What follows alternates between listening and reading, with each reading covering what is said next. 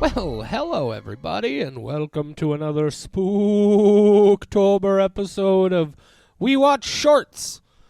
Not like your boxer shorts, but like short. Michelle, help! And Michelle's here, also watching your shorts. Who's here with me? They're a nice pattern. I do like them. Hello, it's me. It's like I've And never who's done here this with me? before. It's JD. All of a sudden, I don't. How Michelle? We're I only like when you panic. we're only 2 episodes into Spooktober, and I'm already falling apart. This does not bode well. Excellent. I For- fall apart all the time. I'm on medication that helps, but not a lot. Oh, so hi guys, Well. welcome to We Watch Shudder. My name's JD. Who's here with me? It's Michelle. It's always Michelle. There, we got it. And it's always JD. Like real Yeah. pros. Like you guys are maybe already on to us here in Spooktober. Once again this year, we are releasing a new episode every single day. But this year, we're keeping it on a little. I don't know what I was even trying to say. Bite We're size. watching short films, guys. We're watching short films instead of features. And this week, the first week of October, because October conveniently started on a Sunday, so we get these nice weeks, our theme is all short films that became features. And we're talking about another one of those here today. Michelle, what are we talking about? You're the one, I think, who suggested this one for the list, and I was definitely into it. Awesome. I suggested we watch Saw 0.5. Yeah. Saw half. Yeah, It's it's the beginning of Saw right. Yeah, the short film that went on to from become 2003. the massive feature film franchise, written and directed by James Wan. And so that's what we're talking about. If you'd like to watch Saw 0.5, if you've never seen it and you would like to watch it before we get into talking about it, there should be a link in the episode description wherever you pulled this podcast from. If not, it's on YouTube. Just go up there and do a search for Saw 0.5, and it's there in lovingly crafted 4K remix. A remaster. yeah. It's beautiful. So that's what we're talking about today. Now, Michelle, I mentioned that I was actually excited about this, which I imagine might come as a surprise to some people, because I don't think Including I've been too shy about saying that the Saw franchise is not for me. I'm not a big fan of the franchise in general. I thought the first film was okay. I just unfortunately figured out everything that was going on about 15 minutes into the film, which for a movie like that, some of those big reveals are so important. But I'm also a guy, like you've also heard me talk a lot about movies that I think would have been great short ideas, but maybe just didn't work as a feature. And I was curious to see how this would play against the idea in total. So I was definitely excited to see this. I assume you had seen this before. This was the first time I watched it. I had, because I, unlike you, am a huge Saw fan. Right. We'll get into that a little bit more after we get through this opening bit. But yeah, when I saw Saw, so I could say that I'd seen Saw. I watched all the bonus content, and I'm pretty sure this was included, or else I just found it on the internet later. I was a very, very big Saw person for the first 3 movies, especially. Excellent. So that's what we're talking about today. No spoiler-free section here, guys. There's no point to it. These are just short films. It takes just a few minutes to watch this one. This one is about, I think, 11 and a half minutes long. We're just going to jump right into talking about the movie. So big spoiler warning. We don't know what we're about to say, but there's probably going to be spoilers. Stop now if you don't want them. Michelle, as you are so much more talented at it than I am, would you like to describe the plot of the short film Sure. Saw 0.5 to our listeners? Absolutely. So if you've seen Saw and could also say that you saw Saw, then you know the bear trap scene from Saw where it is placed on her head and she has to escape and she has to cut something out of a guy who has been paralyzed with some sort of medicine to make that he can't move. And then this is Adam's Adam from the full length is playing that character, Lee Wanell, I believe.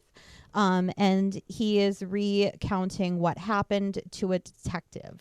And so it is basically limited down just to the bear trap scene and a very brief interrogation by a detective. But a lot of that bear trap scene is pretty, I wouldn't say shot for shot, but it's very, very close to what they did wind up using in the full length. That was actually the question I was going to ask you. Is with you being so much more familiar with the franchise than me, is like how similar to that original bear trap scene this was. Now, obviously, I knew it was a different character, right? Because it's a woman in the feature film. That was the introduction of Shawnee Smith, wasn't it? I actually don't. Oh, you mean the character, Shawnee Smith? Well, no, she's the actress who plays the character who goes on to be. Well, I don't want to give too much away if people who hasn't seen Saw at this point. Who hasn't Saw? I haven't seen Saw 10 yet. It came out just a few days before this episode did, and we recorded these in advance, so I have not seen Saw 10 yet, and I'm very excited. But yeah, it is the introduction of her character to the series. I thought you meant that's like the actress's big break, and I'm like, that part I don't know. But I know that like it's her introduction. She's the one in the bear trap in the movies. And I guess what really impressed me the most about this, I mean, it's still not ultimately my thing, but this as a short is something that I'm able to enjoy more. I like what they did with it. And I still, again, I really appreciate, because sometimes I feel like somebody takes a short and when they blow it up into a feature, they don't do enough. Right? It's somehow it doesn't justify the feature length, even though I had a disappointing experience with the original Saw because I was able to solve the mystery so far in advance. I do really think that this was a very effective taking that one idea and blowing it up into a much more complex story. Like there's so much going on in that first feature. But I thought this was just like really slick production. This is not like some student film that happened to catch a lot of notice. Like they clearly put some money into this. I thought a lot of the visual of it was interestingly similar to what we eventually got in the feature. And look, it's effective. That bear trap thing in and of itself is fucking terrifying. And then dude's like, oh, all you gotta do is cut the key out of this dead guy's belly, and then you go to cut the key and you realize, oh shit, he's not dead. And your only option is to kill him so that your face doesn't get ripped into a zillion pieces. Like that concept, somebody who's forcing people to murder other people to save their own lives, that's fucking solid, man. Yeah, I have a couple different thoughts about this one. I didn't enjoy it as much as the full length, and there's a couple reasons for it. First off, the film style that this short and then Saw introduced was so very unique. We hadn't seen a lot of like this strobe light effect and the camera spinning around, and it's kind of like an action scene for something very horrific. And I feel like that's something that James Wan really introduced when he started making his films. And so seeing it in a short version, I did enjoy it. I feel like for me, the music actually took away a lot for me. It's more like rock style instead of what we're kind of used to from like the Jigsaw franchise, which I don't know how you would classify that, but that sound is so different. I feel like the rock music made it like kind of #too edgy for me, as opposed to being like a dramatic action filled scene. Yeah, I gotcha. But of course I still enjoy seeing it, and I'm glad that it did evolve when they came out with the full length.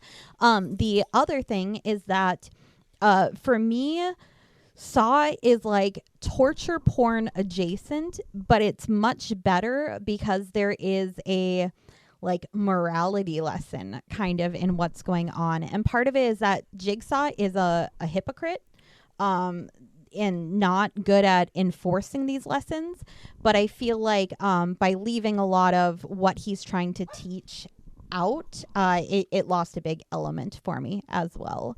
So yeah. I like the morality. This actually just hit me, but it's really quite sure. So, people, some listeners, of course, familiar with the Italian giallo films. These were sort of, I mean, it's like a subdivision of slashers, I think you could say, but it's like a slasher where it's also about a mystery of who is this killer and why are they doing this. Whereas like a Halloween or a Friday the 13th or you know like solving the mystery isn't a part of those stories, right? Whereas that's more of what, you know, he's still a slasher type killer. He's stabbing people or doing whatever. But and that's what Saw really is, right? Saw is that collision between torture porn and giallo type slasher. You know,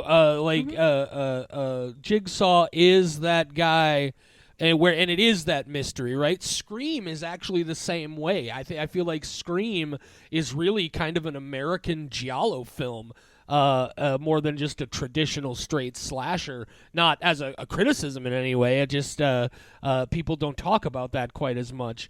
But no, interesting. I just have to say that's a very good realization, and I'm there with you. That Scream has always been very unique in that it's not just a slasher. It is a slasher. It's a slasher with a mystery. lesson, or there's a mystery, and there's also why are they doing this? Right. The why is very important. Yeah. So that's interesting. Yeah, and you have that same sort of thing here with at least with the initial Saw.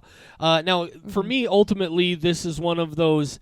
Once you've seen it, and I think I saw the second film, and that was already I was tapped out. It's just not the kind of thing that I was super connected with. But no, I think it's one of those things where I can confidently say it's not for me, but I don't have anything against it.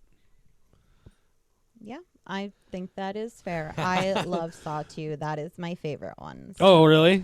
Disagree with you. Maybe one of these days, if I find myself trying to figure out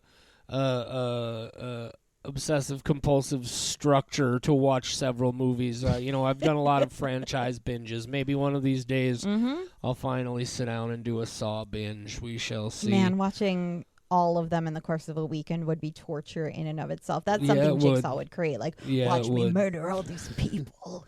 You wonder why I brought you here. Well, you're going to have to saw your arm off in order to get to the remote. The batteries are inside your fibula? No, you what's your arm? Thinking Ulna? about this, haven't you, Michelle? You know what? Just a couple days ago, I felt insulted because I thought that you compared me to Dr. Giggles, who I have been quoting around my house way too much. And now I feel like maybe I'm Dr. Giggles and Jigsaw. That's my serial killer persona. That's a hybrid I could live with. Let's get that movie. Yeah. Jigsaw shows up as a puppet, but only speaks in puns. That'd be fabulous. I'm on. Yeah. Love it. All right. Well, the dog's barking his head off, so I should probably find out what his trip is. Let's wrap it up here. Say goodnight, Michelle. Wait, you're not going to give it a rating? Oh, we got to rate the movie. Yeah. Okay. Saw 0.5 as an experience. I'm gonna go right down the middle here. 2.5. 2.5. Okay. And I will go with a 4. So you can go let your dog out. All right. Well, say goodnight, Michelle. Good night, Michelle. We Watch Shudder is a production of Rat Factory Media, your home for all of today's Rat Factoryist podcasts. The views and opinions of the hosts and guests of We Watch Shudder are their own and do not necessarily reflect the views and opinions of Rat Factory Media. But wait, aren't Rat Factory Media and We Watch Shudder the same people? Shut your cake hole, Charlie. Nobody asked you. We Watch Shudder is available free on all major podcast platforms, and the easiest way to support We Watch Shudder is also free. Just leave a rating and review on your platform of choice. Merge your consciousness with ours on Facebook, Instagram, TikTok, and Twitter. We're at We Watch Shudder on all those social media platforms. Or find us the old-fashioned way, on the web at WeWatchShudder.com or by email at mail@WeWatchShudder.com. Heck, you can even leave us a voicemail at 701-566-9510. No, seriously, 701-566-9510. Try it if you dare.